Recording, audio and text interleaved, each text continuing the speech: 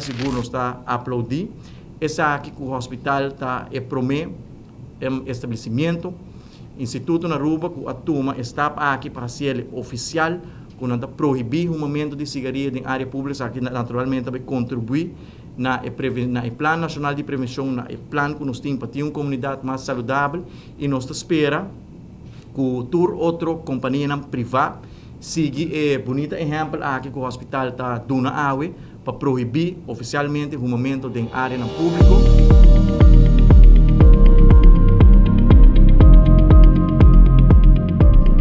EMART, Hospital Liberty Ruma.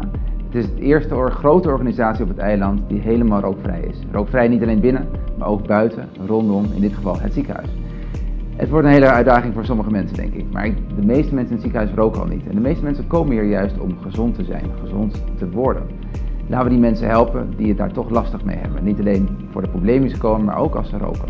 Patiënten die opgenomen worden, die gaan we proberen van het roken af te helpen. Door middel van allerlei programma's. En natuurlijk jullie, onze medewerkers, gaan we helpen, als jullie dat willen. Blijft een vrije keuze om van het roken af te komen.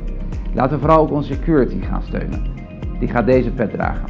Om eigenlijk te laten zien, we zijn een rookvrij ziekenhuis.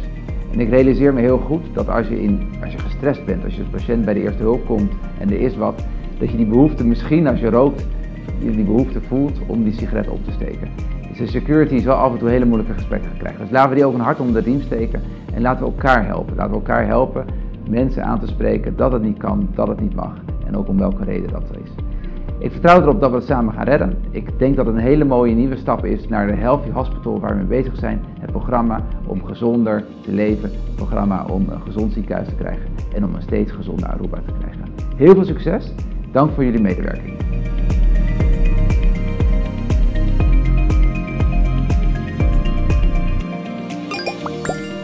No sempre